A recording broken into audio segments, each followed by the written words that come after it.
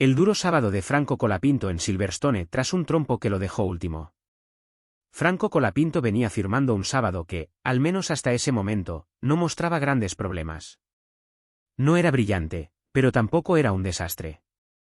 El día había empezado con cierta expectativa, incluso con sensaciones un poco más positivas que en jornadas anteriores. Pero todo cambió en apenas unos segundos. En la clasificación para el Gran Premio de Gran Bretaña, el piloto argentino quedó eliminado en la Q1 tras sufrir un trompo inesperado y un despiste que lo obligaron a abandonar. Un error que, más allá del accidente en sí, lo dejó en la posición 20 y encendió nuevamente todas las alarmas en Alpine. ¿Y cómo ocurrió? Fue en el momento más crítico. En plena segunda vuelta lanzada. Franco venía cerrando el giro, y justo en la última curva, sí, la última, pisó de más el piano.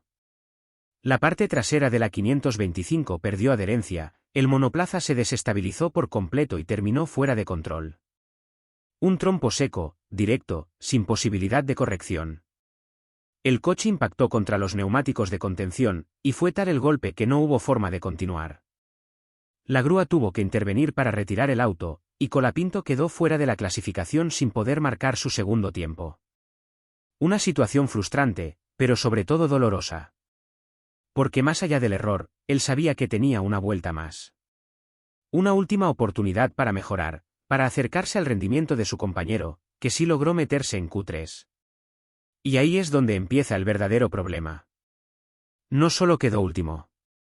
No solo quedó fuera en Q1. Sino que Gasly, con el mismo coche, sí avanzó.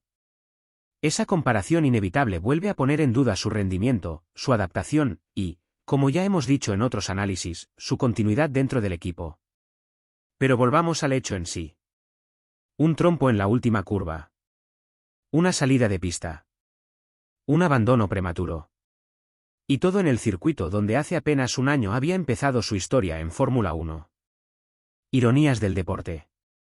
Silverstone le abrió la puerta en 2024, y en 2025 puede ser el escenario que marque su hundimiento si no logra revertir esta tendencia.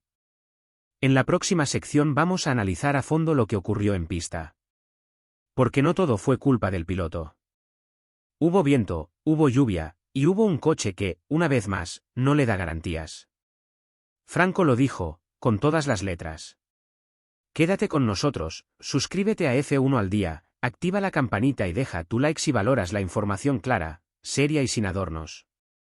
Seguimos con esta historia que, lamentablemente, no deja de complicarse. ¿Qué pasó realmente? El error, el viento y un coche que no responde. Después del trompo de Franco Colapinto en la clasificación del Gran Premio de Gran Bretaña, muchos se apresuraron a señalarlo como el único responsable. Pero en Fórmula 1, nada es tan simple como parece. Y para entender qué pasó realmente, hay que mirar más allá del error de conducción. Durante la jornada del viernes, Colapinto ya había mostrado una leve mejoría en la primera sesión de entrenamientos. Parecía que el coche había dado un pequeño paso adelante. Nada espectacular, pero al menos se sentía más cómodo que en otras citas recientes. Pero en la segunda práctica libre, todo cambió. El viento, protagonista silencioso en Silverstone, comenzó a soplar con más fuerza y de manera irregular. Y eso, en un coche tan inestable como el Alpine A525, puede marcar la diferencia entre una vuelta decente y un desastre. Los ingenieros ya lo habían advertido internamente, el monoplaza sufre mucho con los cambios de dirección del viento, sobre todo en curvas rápidas. Y justo en la última curva, donde ocurrió el trompo, la ráfaga fue particularmente intensa. La parte trasera del coche perdió carga aerodinámica, y con los neumáticos fríos, por estar apenas en la segunda vuelta lanzada, el auto se volvió imposible de controlar. ¿Fue error de Colapinto? Sí. Pero no fue un error torpe, ni producto de una mala decisión. Fue el resultado de una combinación de factores, un coche difícil de manejar, una pista compleja y condiciones inestables. Y esto no lo decimos nosotros. Lo reconoció el propio Franco. Lo confirmó luego de bajarse del auto. Y lo repitió en la radio del equipo, donde se le notó desanimado, sí, pero también sereno, analítico. Dijo, perdón. Perdí la parte trasera. Seguramente toqué un piano o algo. Esas palabras son más que una disculpa. Reflejan una sensación de impotencia. De saber que estás al límite, que intentas sacar lo mejor de un coche que no acompaña, y que en cualquier momento todo puede desmoronarse. Porque aquí está el verdadero problema, el coche no responde. Y no lo decimos como una excusa. Es un hecho. Lo dijo Colapinto. Lo dicen los datos. Y lo confirma el hecho de que el equipo sigue haciendo ajustes, sigue buscando estabilidad, y no la encuentra. Franco necesita un coche predecible. Uno que lo deje concentrarse en su conducción y no en sobrevivir curva a curva. Pero ese coche, hoy, no lo tiene. En la siguiente sección vamos a escuchar la reacción completa del piloto, sus declaraciones a la prensa, y el tono en el que se expresó. Porque más allá del trompo, lo que dijo, y cómo lo dijo, pinta de cuerpo entero su estado de ánimo y su relación con el equipo. Suscríbete a F1 al día, activa la campanita y deja tu like si valoras el análisis serio, sin vueltas, y con todos los elementos sobre la mesa. Seguimos con esta historia que cada vez tiene más aristas. La reacción de Colapinto, lo que dijo frente a la prensa, y por radio. Tras el trompo y la eliminación en Q1, Franco Colapinto no se escondió. Bajó del coche, enfrentó a la prensa y habló con claridad. No puso excusas. No desvió la conversación. Dijo lo que sentía. Y lo hizo con un tono que revela más de lo que aparenta. Su primera frase fue corta, pero contundente. Una pena, creo que venía siendo un buen día, pero obviamente no lo cerramos bien. Paremos ahí. Esa frase es todo un resumen de su sábado. Empezó con buenas sensaciones, encontró algo de ritmo, pero todo se arruinó en segundos. Lo que iba a ser una jornada de progreso terminó en frustración. Y él lo admite, sin rodeos. Después, agregó. Hay que seguir trabajando, porque nos está costando bastante en esta pista y estas condiciones con el viento también nos cuesta. Hay que enfocarse en mañana. Aquí hay un mensaje claro. Colapinto no está en negación. Reconoce que el equipo está teniendo dificultades serias para adaptarse al trazado de Silverstone. Que el viento les juega en contra. Que el coche no es estable. Y sobre todo, que el trabajo no está terminado. Que queda el domingo. Que todavía hay margen, aunque sea mínimo.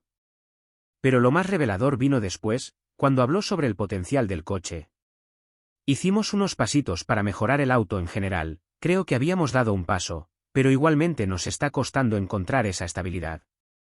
Otra vez, lo dice con honestidad. El coche mejora, pero no lo suficiente. Da pasos, pero sigue sin ser confiable. La palabra clave aquí es de estabilidad.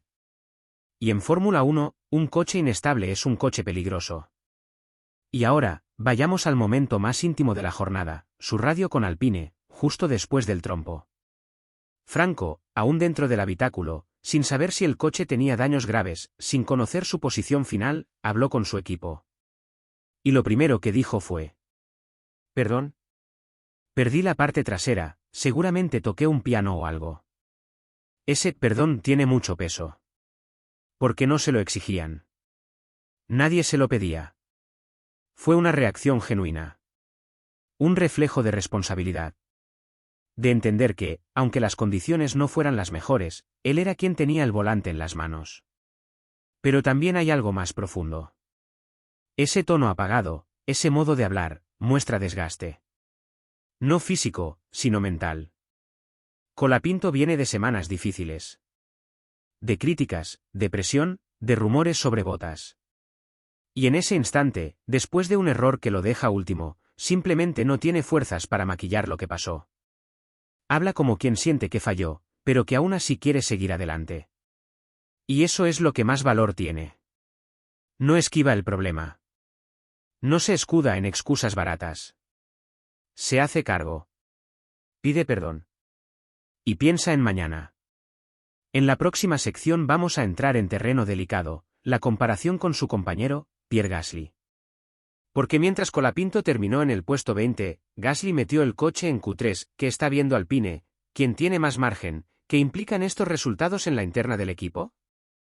Suscríbete a F1 al día, activa la campanita y déjanos tu like si aprecias un enfoque humano y profundo sobre lo que ocurre en la pista y fuera de ella. Seguimos con este análisis sin concesiones. La comparación con Gasly y la presión que no deja de crecer.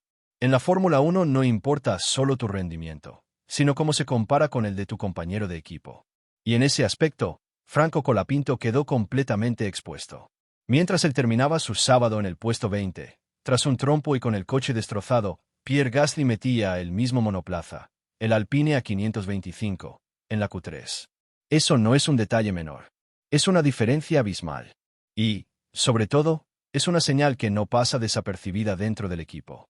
Porque cuando los ingenieros, los directivos y los patrocinadores miran las hojas de tiempo, no ven nombres. Ven números, resultados, posiciones. Y hoy, los números están del lado de Gasly. Gasly, con un coche igual de inestable, con las mismas condiciones de pista, supo encontrarle el ritmo. Supo sortear el viento. Supo avanzar. ¿Qué significa eso? Que el coche, si bien difícil, no es completamente inútil. Que se puede sacar algo más. Y eso, por supuesto, pone la lupa sobre Franco. ¿Es justo compararlos directamente? No del todo. Gasly tiene más experiencia, más tiempo con el equipo, más carreras en este tipo de condiciones.